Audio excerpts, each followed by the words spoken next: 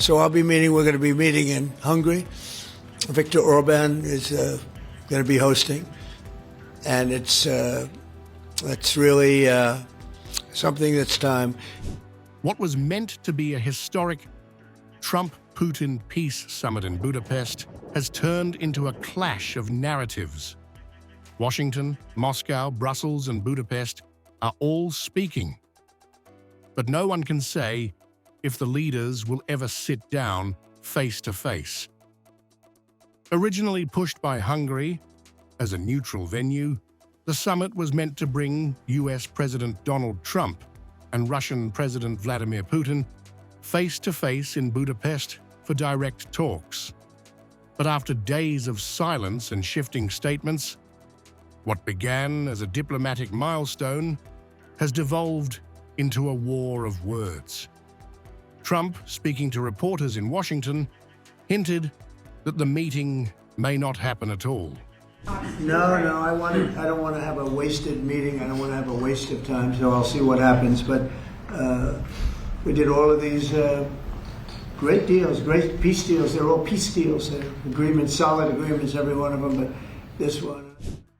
In Moscow, Russian Foreign Minister Sergei Lavrov appeared to play down the uncertainty, stressing that substance mattered more than schedule.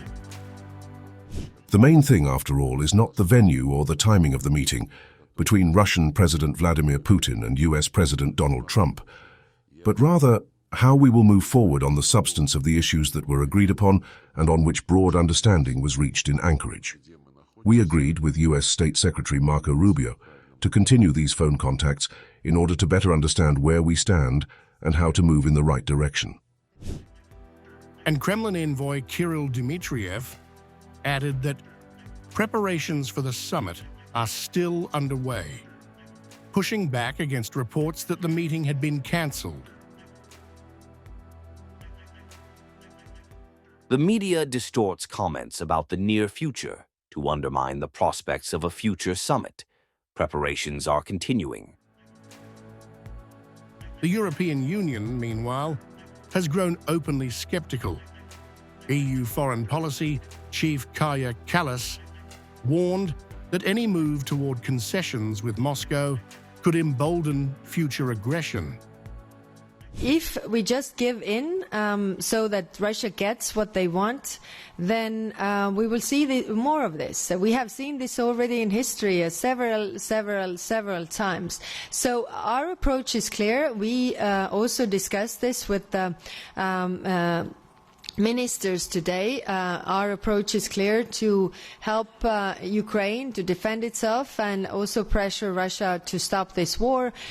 But Hungary, which has hosted the preparatory rounds and backed Trump's mediation effort, insists the chaos is not accidental.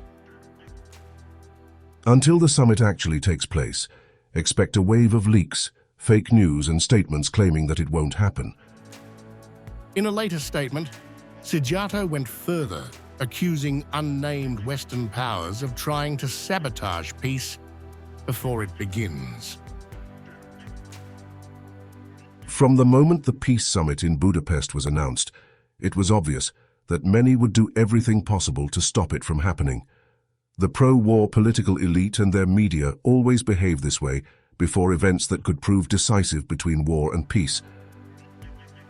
Budapest waits in tense suspense.